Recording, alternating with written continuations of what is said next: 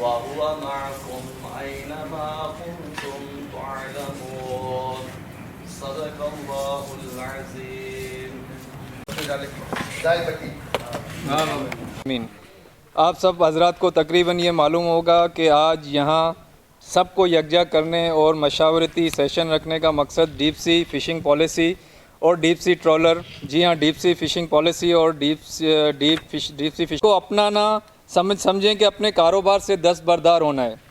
Meeting بلانے کا مقصد یہ ہے کہ اس پالیسی کے پیچھے بڑی بڑی طاقتیں چھپی ہوئی ہیں، بڑے بڑے سرمایہ دار اس میں شامل ہیں. سونے پہ سہاگا کہ حکومتیں بھی اس کو لاگو کروانے اور قومی اسمبلی سے بل پاس کروانے اور اس کو ہمیشہ قانون کا حصہ بنانے کے در پہ ہیں، جس کی زندہ مثال 1980 کا جو بلوچستان کا قانون ہے جو کہ اسمبلی سے پاس ہے. اس قانون کے تحت بلوچستان آج تک اپنی سمندری حدود میں سندھ کی لاچوں کو پکڑتا ہے. ایک ملک میں رہتے ہوئے ہم اپنے سمندر میں آزادانہ ماہی گیری بھی نہیں کر سکتے.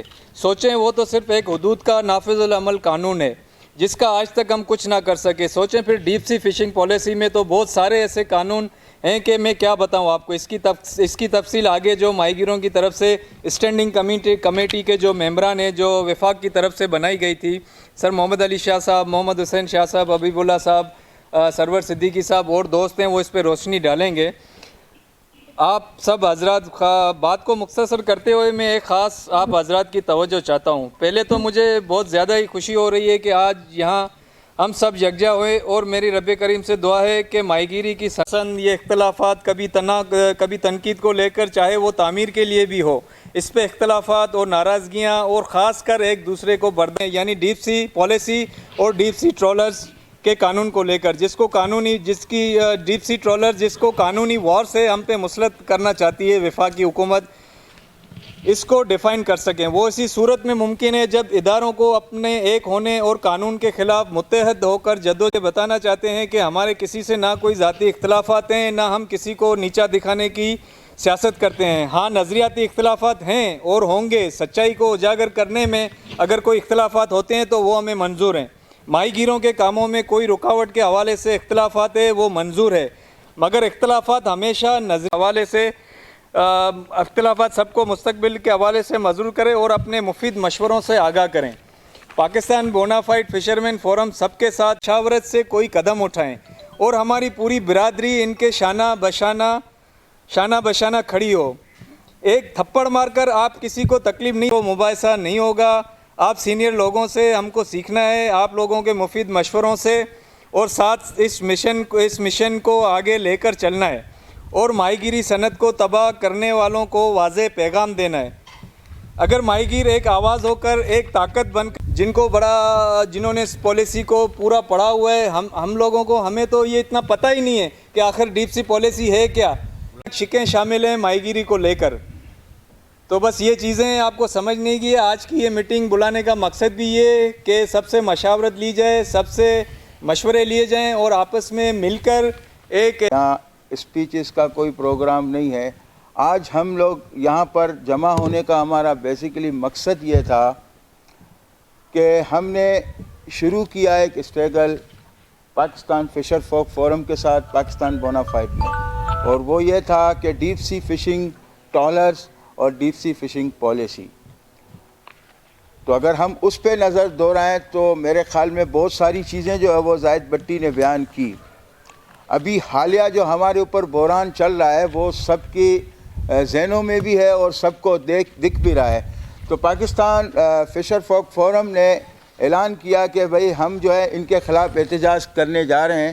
تو ہم نے بھی کہا کہ ہم ان کے ساتھ ہیں، اور آپ یقین کریں کہ اسٹوفا والوں سے جب بات کہی گئی تو انہوں نے کہا ہم بھی ساتھ ہیں، اور ماہی گیروں کے جس جماعتوں سے بات کرنے کے لیے ہم گئے ہیں وہ کہتے ہیں ہم ساتھ ہیں. لیکن مجھے افسوس کے ساتھ کہنا پڑ رہا ہے، میں آج یہ بات جو ہے میں اپنے اندر سے کہہ رہا ہوں کہ ہم نے مختلف کھڈا مارکیٹ کی جماعتوں کو ہم نے دعوت دی ہے. یہاں پر ہم نے ہمارے جتنے بھی منظم ہونے کا، بلو اکانومی کا نام صرف آپ سن لیں، یہ میں صرف نام بتا رہا ہوں، بلو اکانومی جو ڈیولپمنٹ ہونا شروع ہو جائیں گی یہ اور ایک بہت بڑی مصیبت ہے. لیکن ہمارا موضوع اس وقت ڈیپ سی ٹرولر اور ڈیپ سی فشنگ پالیسی ہے.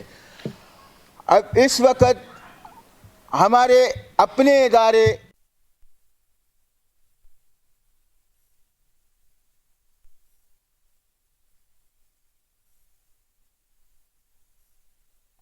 کے ذریعے سے جس کو LED لائٹ لگا کے بل ٹرالنگ کہتے ہیں، 2 ٹرالر کٹھے چلتے ہیں اور وہ مخصوص قسم کی لائٹ ہوتی ہے، سرچ لائٹ، اس پر وہ مچھلی آتی ہے، وہ شکار کرتے ہیں۔ ایک تو یہ تباہی ہے، دوسرا یہ ہے کہ ٹرالنگ کے ذریعے سے جو بھی چھوٹی بڑی اور جو مچھلی ان کے کام کی نہیں ہوتی وہ مچھلی بھی اس میں آتی ہے۔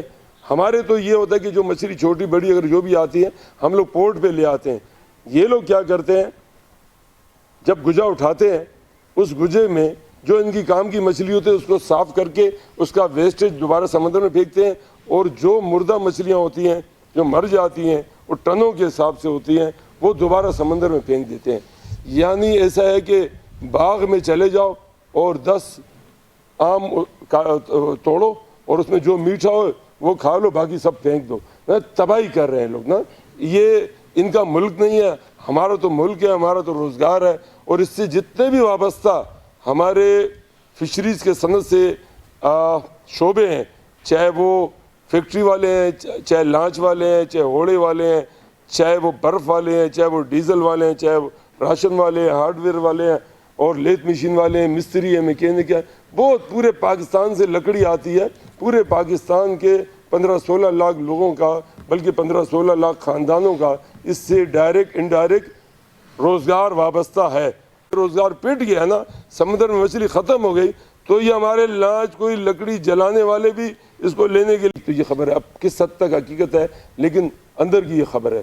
ایک یہ خبر ہے، دوسری یہ کہ اب جو ہم لوگ ڈیپ سی ٹرالر کو روکنا ہے نا، تو ہم لوگوں کو ایک کمیٹی بنا کر ہم لوگوں کو علی زیدی سے ملاقات کرنا چاہیے، قادر پٹیل سے ملاقات کرنا چاہیے، اور اس کو اپنے جتنے بھی ہمارے آگے کے کیا نام ہے جو ہم نے کارکردگی دکھانی ہے، جو ہم نے کچھ کرنا ہے نا، تو اس کو بتا دیتے ہیں کہ بھی ہم آپ کو بتا رہے ہیں یہ ہمارا یہ نقصان ہے، ہم اس نقصان کو برداشت نہیں کریں گے۔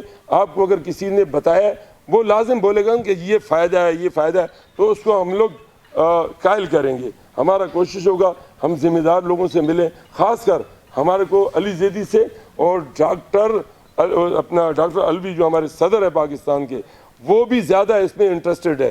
وہ ہماری فیکٹری میں فشری میں آئے تھے، تقریباً جب وہ صدر بننے سے الیکشن سے 1-1.5 مہینہ پہلے ہم نے اس کو فیکٹری میں دعوت دی تھی، فشری میں پہلی مرتبہ آئے تھے۔ جب اس کی باتیں ہم نے سنی تو وہ باتیں ایسی تھی کہ ان کو وہ ڈیپ سی ٹرالر والوں نے اور MFD والوں نے مس گائیڈ کیا ہوا تھا۔ ان کے ذہن میں یہ ڈالا تھا کہ ہمارے جو یہاں کے ماہی گیر ہیں ان کو مچھلی پکڑنا نہیں آتا ہے۔ ایک دوسرا یہ کہ یہ لوگ فیول ضائع کرتے ہیں، تو ہم نے ان سے کہا کہ بھئی اگر آپ جو طریقہ ماڈرن ہے سیٹلائٹ کے ذریعے سے ہے، اگر کوئی الٹرنیٹ آپ بولتے ہو، آپ کہتے ہو کہ گجا نہیں استعمال کرو، تو ہم کو الٹرنیٹ بتاؤ ہم کیا کریں۔ ہماری تو لانچیں گجے کی ہیں، ہم نے لانچیں گجے میں رجسٹرڈ کی ہوئی ہیں، تو ہم اگر اس میں نہیں چلائیں گے تو ہم کیا کریں گے؟ یا تو ہمارے کو ہمارے پیسے دے دو، ہم پھر کوئی اور لانگ لائننگ والی دوڑ والی لانچیں چلائیں۔